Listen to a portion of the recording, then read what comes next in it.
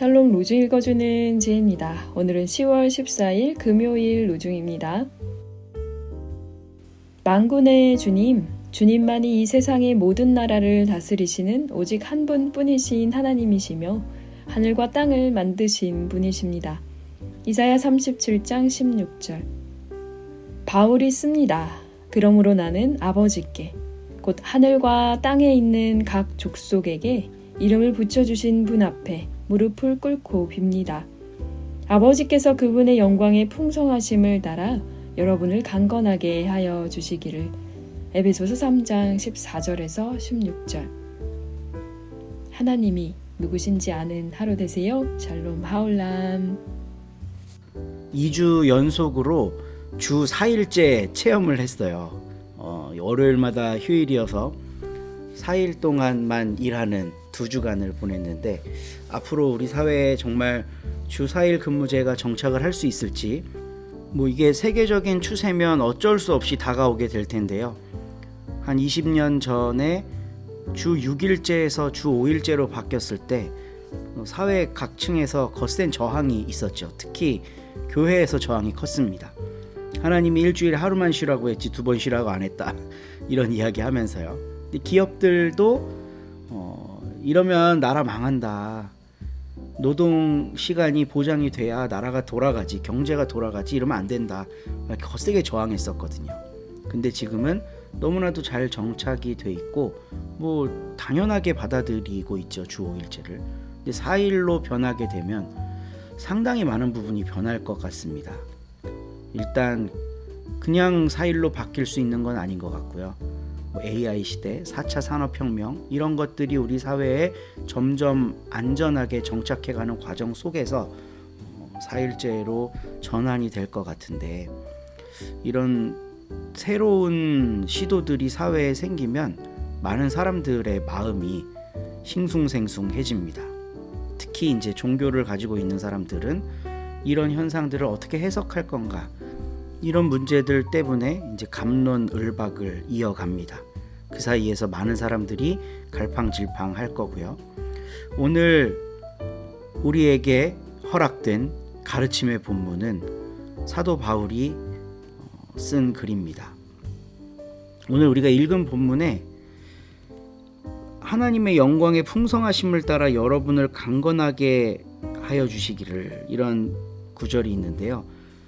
이 원문에 여러분이라고만 안 돼 있고 여러분의 속사람을 이라고 되어 있습니다.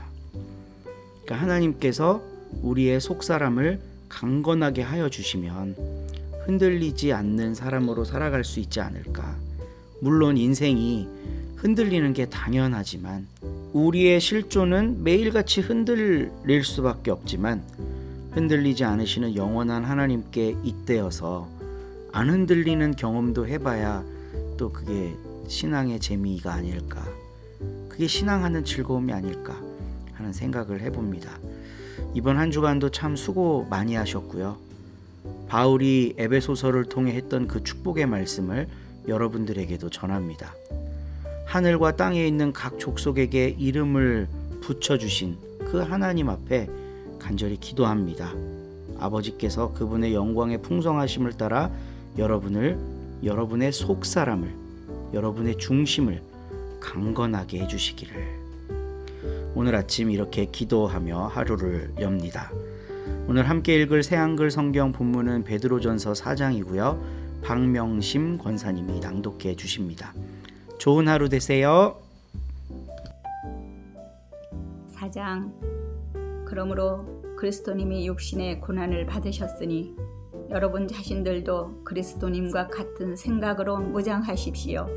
육신의 고난을 겪은 사람은 죄를 끊었으며 육신을 지니고 사는 남은 시간 동안 더는 인간의 욕망대로가 아니라 하나님의 뜻에 맞게 살려고 하기 때문입니다. 다른 민족 사람들이 하고 싶어 하는 일을 하는데 여러분이 쓴 시간은 지나간 시간으로 충분하니까요. 그때에 여러분은 멋대로 놀아나고 욕망을 채우고 포도주에 취하고 흥청망청 놀고 술판을 벌리고 역겹게도 우상을 섬기는 일에 빠져 지냈습니다.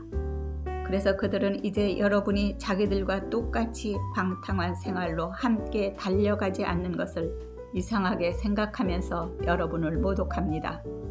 그들은 살아있는 사람들과 죽은 사람들을 심판하시려고 준비하고 계신 분께 해명을 내놓아야 할 것입니다.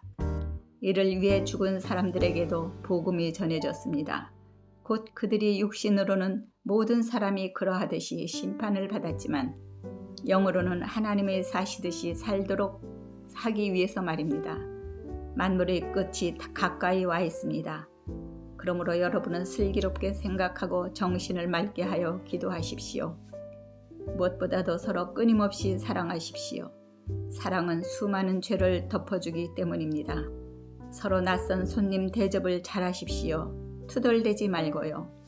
저마다 은혜의 선물을 받은 대로 그것으로 서로 섬기십시오. 하나님의 여러 가지 은혜를 맡은 좋은 살림지기로서 말입니다.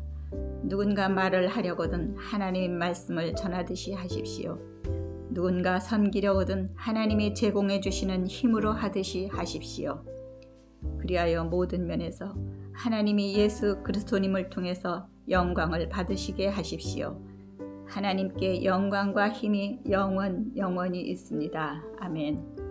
사랑하는 여러분, 여러분을 유혹하려고 여러분 가운데서 생겨나는 불같은 시련을 이상하게 생각하지 마십시오.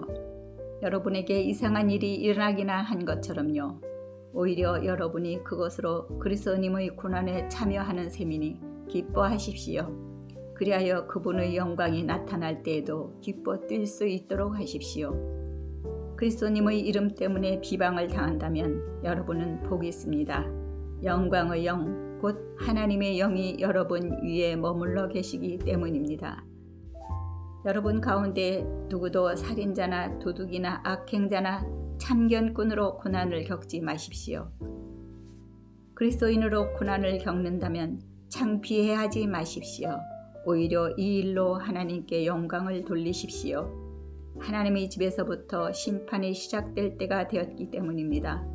먼저 우리한테서부터 심판이 시작된다면 하나님의 복음에 순종하지 않는 사람들의 끝은 어떠하겠습니까? 또 의인이 겨우 구원받는다면 불경건한 죄인은 어디에 있게 되겠습니까? 그러므로 하나님의 뜻에 따라 고난을 겪는 사람들은 선한 일을 하면서 신실하신 창조주께 자기들의 영혼을 맡겨 드리십시오. 아멘.